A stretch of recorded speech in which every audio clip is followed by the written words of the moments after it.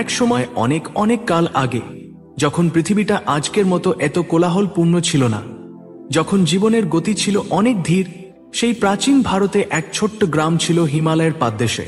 চারদিকে সবুজ আর সবুজের সমারোহ, পাখির কোলকাকলি আর শান্ত নদীর বয়ে চলা। সেই গ্রামে এক ছোট্ট বালক বাস করত, যার নাম ছিল সত্য। নামটি তার চরিত্রের সঙ্গে অদ্ভুতভাবে মিলে গিয়েছিল, যেন প্রকৃতি তার নিয়তি স্থির করে দিয়েছিল।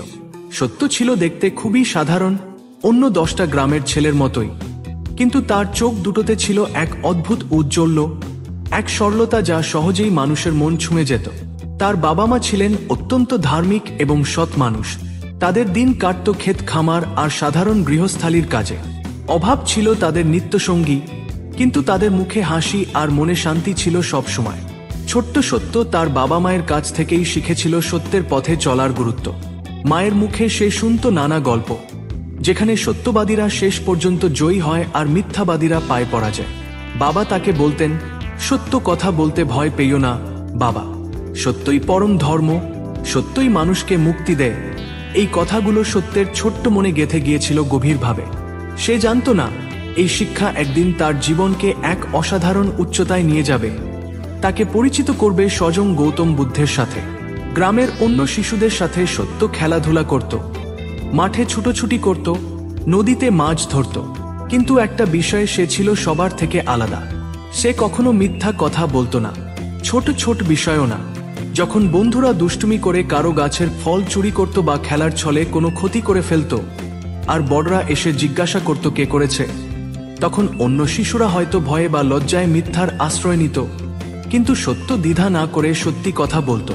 প্রথম প্রথম তার বন্ধুরা তাকে নিয়ে হাসাহাসি করত, বলতো, সত্য তুই কেন সব সময় সত্যি কথা বলিস, একটু মিথ্যা বললে কি হয়? কিন্তু সত্য তাদের কথা কানে তুলত না। তার কাছে সত্য বলাটা ছিল শ্বাস নেওয়ার মতোই স্বাভাবিক। একবার গ্রামের জমিদার মশাইয়ের বাগান থেকে কিছু দামি আম চুরি হয়ে গেল। জমিদার ছিলেন অত্যন্ত কড়া মেজাজের মানুষ। তিনি দারোয়ান পাঠিয়ে গ্রামের সব শিশুদের ডেকে আনালেন। সবাই ভয়ে কাঁপছিল। দারোয়ান একে একে সবাইকে জিজ্ঞেস করতে লাগলো। কেউ কিছু বলতে পারছিল না, কারণ যে আম চুরি করেছিল সেও শিশুদের দলেই ছিল। যখন সত্যকে জিজ্ঞাসা করা হলো, সত্য একটুও না ঘাবড়ে বলল, হ্যাঁ মহাশয়, আমি জানি কে আম চুরি করেছে। সবাই অবাক হয়ে তার দিকে তাকালো।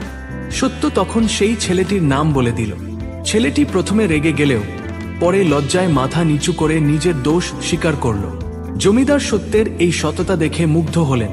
তিনি ছেলেটিকে ক্ষমা করে দিলেন আর সত্যকে তার সততার জন্য পুরস্কৃত করলেন। এই ঘটনা গ্রামের সবার মনে সত্যের প্রতি এক বিশেষ শ্রদ্ধার জন্ম দিল। তারা বুঝতে পারল, সত্য বলাটা হয়তো কখনো কখনো কঠিন, কিন্তু এর মহত্ব অপরিসীম। দিনের পর দিন সত্য তার এই গুণটিকে ধরে রাখল। বড় হওয়ার সাথে সাথে তার খ্যাতি ছড়িয়ে পড়তে লাগলো আশেপাশের গ্রামগুলোতেও। মানুষ তাকে চিনত সত্যবাদী বালক নামে। কোনো বিবাদ হলে গ্রামের মানুষ সত্যের কাছে আসত সমাধানের জন্য। তারা জানত সত্য যা বলবে সেটাই হবে চূড়ান্ত এবং সত্য। তার কথায় কোনো মিথ্যা বা ছলচাতুরি থাকবে না। এই সময় সেই হিমালয়ের পাদদেশেই এক বিশাল অরণ্যের গভীরে জ্ঞানার্জনের জন্য পরিভ্রমণ করছিলেন স্বয়ং গৌতম বুদ্ধ। তিনি তখনও সিদ্ধার্থ নামে পরিচিত ছিলেন। রাজপুত্র ছিলেন, কিন্তু জাগতিক সব সুখ ত্যাগ করে সত্যের সন্ধানে বেরিয়ে পড়েছিলেন। দীর্ঘ পথ পরিক্রমণ করে তিনি জ্ঞান লাভ করেছিলেন এবং বুদ্ধ রূপে পরিচিত হয়েছিলেন। তিনি তার শিষ্যদের নিয়ে গ্রামে গ্রামে ঘুরে বেড়াতেন, মানুষকে ধর্ম আর সত্যের পথ দেখাতেন। আর বাণী ছিল সরল কিন্তু গভীর অর্থপূর্ণ। মানুষ মুগ্ধ হয়ে তার কথা শুনত। একদিন বুদ্ধ তার শিষ্যদের নিয়ে সত্যের গ্রামের পাশ দিয়ে যাচ্ছিলেন। গ্রামের মানুষের মুখে তিনি সত্যবাদী বালকের কথা শুনতে পেলেন। তিনি কৌতূহলী হলেন, একজন সাধারণ বালক কিভাবে এতটা সত্যনিষ্ঠ হতে পারে? এটা তার কাছে এক গভীর প্রশ্ন হয়ে দেখা দিল।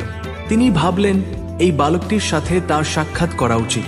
হয়তো তার মধ্যে এমন কিছু আছে যা থেকে শিষ্যরাও শিক্ষা নিতে পারবে।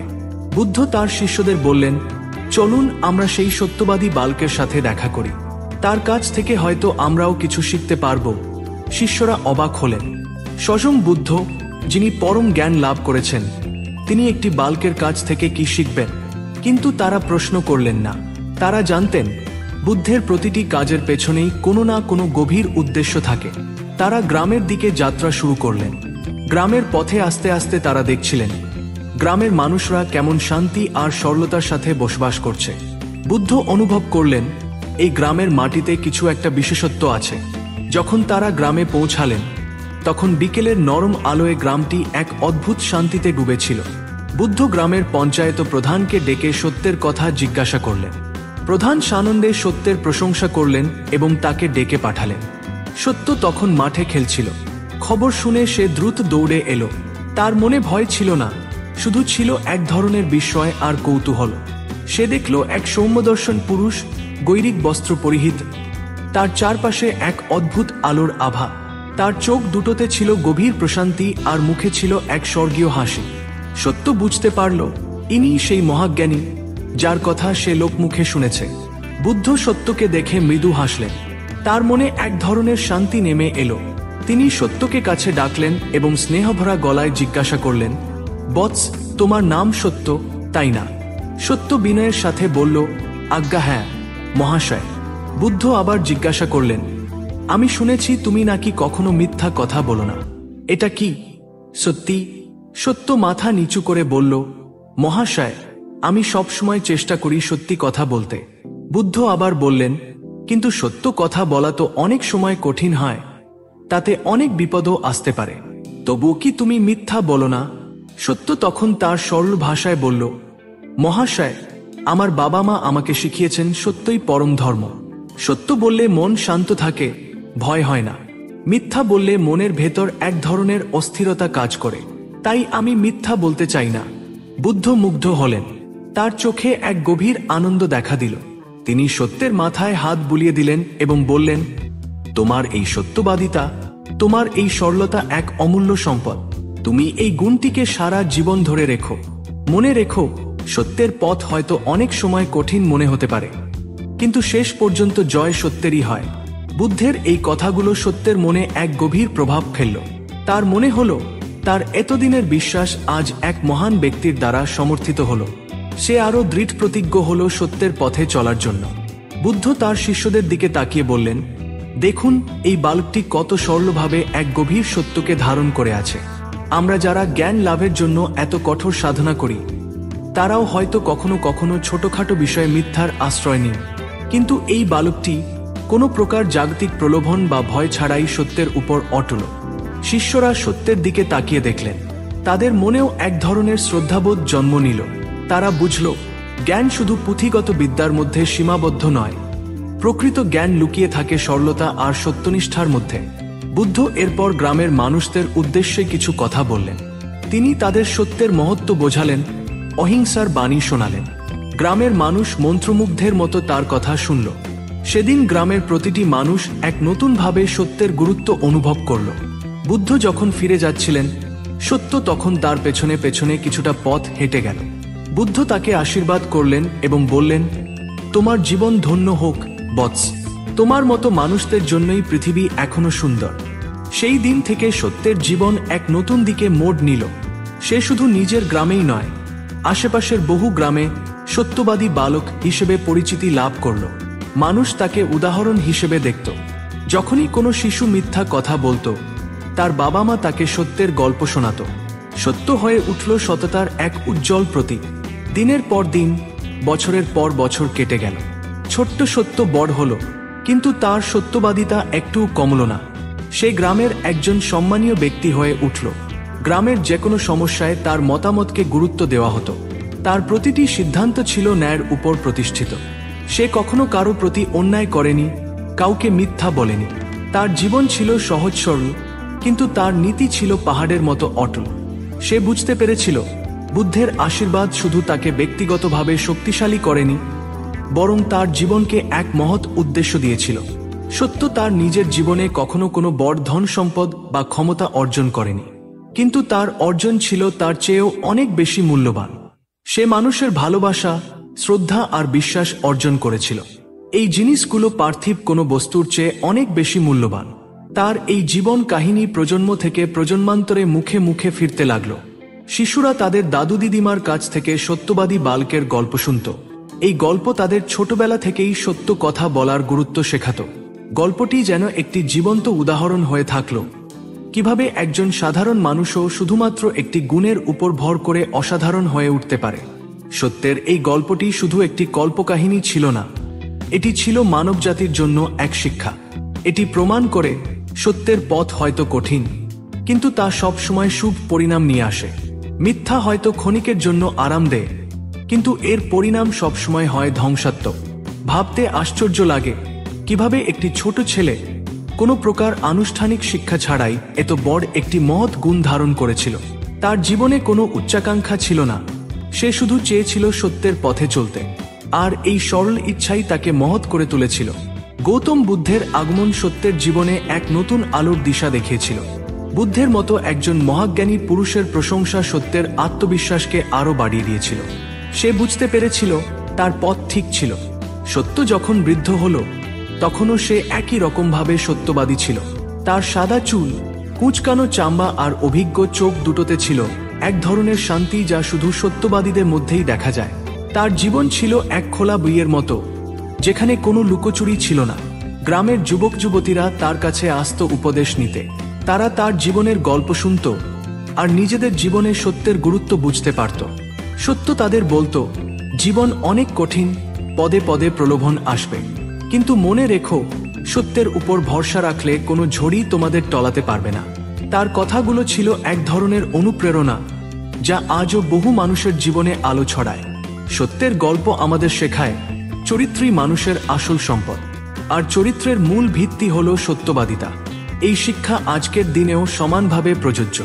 আমরা অনেক সময় দেখি মানুষ ছোট ছোট মিথ্যা কথা বলে বড় বিপদ থেকে বাঁচতে চায়, কিন্তু শেষ পর্যন্ত সেই মিথ্যাই তাদের জীবনের সবচেয়ে বড় কাল হয়ে দাঁড়ায়। সত্যের পথ অবলম্বন করলে হয়তো তাৎক্ষণিক কিছু সমস্যা আসতে পারে, কিন্তু দীর্ঘমেয়াদী ফল সবসময় ইতিবাচক হয়। সত্যবাদী বালকের গল্পটি শুধু একটি নৈতিক গল্প নয়, এটি এক ধরনের দার্শনিক নির্দেশনা। এটি আমাদের শেখায় আত্মসচেতনতা, আত্মসম্মান এবং অন্যের প্রতি শ্রদ্ধা কিভাবে গড়ে ওঠে। যখন একজন ব্যক্তি সত্য কথা বলে, সে নিজের প্রতি এবং অন্যের প্রতি সৎ থাকে। এই সততা তার ব্যক্তিত্বকে দৃঢ় করে তোলে। এই গল্পটি বারবার আমাদের মনে করিয়ে দেয়, গৌতম বুদ্ধের শিক্ষা শুধু আধ্যাত্মিক পথেই সীমাবদ্ধ ছিল না, বরং তা দৈনন্দিন জীবনেও কিভাবে প্রয়োগ করা যায় তার এক উজ্জ্বল দৃষ্টান্ত। বুদ্ধের প্রতিটি বাণী ছিল মানুষের জীবনকে উন্নত করার জন্য। সত্যবাদী বালকের প্রতি তার মনোযোগ প্রমাণ করে তিনি শুধুমাত্র বড় বড় দার্শনিকদের খোঁজ করতেন না, বরং সাধারণ মানুষের মধ্যেও লুকিয়ে থাকা অসাধারণত্বকে তিনি খুঁজে বের করতেন। ভাবুন তো, যদি সমাজের প্রতিটি মানুষ সত্যবাদী বালকের মতো হতে পারত, তাহলে পৃথিবীতে কত কম হানাহানি, কত কম দুর্নীতি আর কত বেশি শান্তি থাকত। হয়তো এটা একটি ইউটোপিয়ান চিন্তা, কিন্তু এই ধরনের গল্পগুলো আমাদের সেই ইউটোপিয়ার দিকে এক ধাপ এগিয়ে নিয়ে যেতে সাহায্য করে। সত্যের গল্প আমাদের মনে করিয়ে দেয় যে একটি সহজ সরল নীতি কিভাবে একটি সাধারণ জীবনকে অসাধারণ করে তুলতে পারে। জীবনে বড় বড় কিছু করার প্রয়োজন নেই, শুধু সৎ থাকা আর সত্যের পথে চলাটাই যথেষ্ট। এই গল্পটি একটি চিরন্তন সত্যকে তুলে ধরে, সত্যমেব জয়তে, অর্থাৎ সত্যের জয় অবশ্যম্ভাবী। যুগে যুগে এই সত্য প্রমাণিত হয়েছে, আর এই সত্যের উজ্জ্বল প্রমাণ হয়ে রয়ে গেছে সেই ছোট্ট সত্যবাদী বালকের জীবন। তার নাম হয়তো ইতিহাসে বড় বড় অক্ষরে লেখা হয়নি, কিন্তু তার গল্প মানুষের মনে অমর হয়ে আছে। যখন সন্ধ্যায় গ্রামের মায়েরা তাদের সন্তানদের বুকে জড়িয়ে ধরে গল্পের ছলে সত্যের মহত্ব শোনান, তখন সেই ছোট্ট সত্য যেন আবার জীবন্ত হয়ে ওঠে তাদের মনে। সেই ছোট্ট বালক যে কখনো মিথ্যা বলেনি, সে যেন আজও বলে চলেছে, অসত্য বলো, নির্ভয় থাকো। এই গল্পটি শুধু ভারতীয় সংস্কৃতিরই অংশ নয়, এটি বিশ্বজুড়ে নৈতিক শিক্ষার এক গুরুত্বপূর্ণ উৎস। পৃথিবীর প্রতিটি সংস্কৃতিতেই সত্যের প্রতি শ্রদ্ধার কথা বলা হয়েছে, আর এই গল্পটি সেই শ্রদ্ধাকে আরও দৃঢ় করে তোলে। সত্যবাদী বালক, যার জীবন ছিল সরলতার এক প্রতিচ্ছবি, তার চোখে ছিল এক ধরনের উজ্জ্বলতা যা কেবল সেই মানুষগুলির মধ্যে দেখা যায় যারা অন্তরে সম্পূর্ণ পরিষ্কার। সে কারো ক্ষতি চায়নি, শুধু চেয়েছিল সত্যের পথ অনুসরণ করতে। তার এই সরলতাই তাকে করে তুলেছিল মহান। আমরা যখন ক্লান্ত হয়ে জীবনের জটিলতা নিয়ে ভাবি, তখন এই গল্পটি যেন এক শীতল বাতাসের মতো আসে। এটি আমাদের মনে করিয়ে দেয় যে জীবনের সত্যিকারের শান্তি লুকিয়ে আছে সরলতা আর সত্যের মধ্যে। জটিলতা তৈরি হয় আমাদের মিথ্যা আর ছলনার কারণে। এই গল্পের আরেকটি গুরুত্বপূর্ণ দিক হল এটি কিভাবে শিশুদের মনে নৈতিকতার বীজ বপন করে। শিশুরা গল্প ভালোবাসে, আর যখন একটি গল্পের মাধ্যমে তাদের ভালো মন্দের পার্থক্য শেখানো হয় তখন তা তাদের মনে গভীরভাবে প্রভাব ফেলে। সত্যবাদী বালকের গল্প সেই কাজটিই করে। এই গল্পের সবচেয়ে আকর্ষণীয় অংশ হল গৌতম বুদ্ধের সাথে সত্যের সাক্ষাৎ। বুদ্ধের মতো একজন মহাপুরুষের দ্বারা একটি বালকের প্রশংসা তার জীবনের সবচেয়ে বড় অর্জন ছিল। এই ঘটনা সত্যকে শুধু নিজ গ্রামে নয় বরং অনেক দূর পর্যন্ত পরিচিতি দিয়েছিল। বুদ্ধের শিক্ষা ছিল সব মানুষের জন্য। তিনি উচ্চ নীচ, ধনী গরিব, জ্ঞানী মূর্খ সকলের প্রতি সম্ভাবাপন্ন ছিলেন। এই ঘটনা তারই এক উজ্জ্বল দৃষ্টান্ত। তিনি একটি ছোট্ট গ্রামের বালকের মধ্যেও সেই মহত্ব দেখতে পেয়েছিলেন যা অনেক পণ্ডিত ব্যক্তির মধ্যেও হয়তো তিনি দেখতে পাননি। সত্যের গল্পটি আমাদের শেখায় যে মহত্ব কোনো পদ বা অর্থ দিয়ে বিচার করা যায় না, এটি বিচার করা হয় মানুষের চরিত্র দিয়ে। আর চরিত্রের সবচেয়ে গুরুত্বপূর্ণ উপাদান হল সততা। যখন আমরা চারপাশের পৃথিবীতে দেখি কিভাবে মানুষ ক্ষমতা, অর্থ আর প্রতিপত্তির জন্য মিথ্যা আর ছলনার আশ্রয় নেয়, তখন সত্যের এই গল্পটি আমাদের মনে এক ধরনের আশার সঞ্চার করে। এটি প্রমাণ করে যে এখনো পৃথিবীতে এমন মানুষ আছে যারা সত্যকে তাদের জীবনের মূল মন্ত্র হিসেবে গ্রহণ করে। এই গল্পটি একটি অনুপ্রেরণা যা আমাদের প্রত্যেককে নিজেদের জীবনে সত্যের পথে চলার জন্য উৎসাহিত করে। ছোট ছোট বিষয়ে সত্য বলা থেকে শুরু করে জীবনের বড় বড় সিদ্ধান্ত নেওয়ার ক্ষেত্রেও সত্যের পথ অবলম্বন করা উচিত। সত্যের সেই গ্রামটি হয়তো আজ আর তেমন নেই, সময় সব কিছুকেই পরিবর্তন করে দেয়, কিন্তু সত্যবাদী বালকের গল্পটি রয়ে গেছে অমর হয়ে, কারণ এই গল্পটি মানবজাতির এক চিরন্তন মূল্যবোধকে ধারণ করে আছে। এটি সেই শিক্ষা যা যুগে যুগে আমাদের পথ দেখাবে। যখনই আমরা বিভ্রান্ত হব, যখনই সত্য আর মিথ্যার দোলাচলে ভুগব, তখনই সত্যবাদী বালকের এই গল্পটি আমাদের মনে আসবে। এটি আমাদের মনে করিয়ে দেবে সত্যের পথই একমাত্র সঠিক পথ যা শেষ পর্যন্ত শান্তি আর মুক্তি নিয়ে আসে। আর এই গল্পটি চিরকালই শিশুদের শোনাতে হবে, তাদের মনে সত্যের বীজ বপন করতে হবে, কারণ আজকের শিশুরা আগামী দিনের ভবিষ্যৎ। তারা যদি সত্যের পথে চলতে শেখে তাহলে আমাদের পৃথিবীটা আরো সুন্দর হয়ে উঠবে।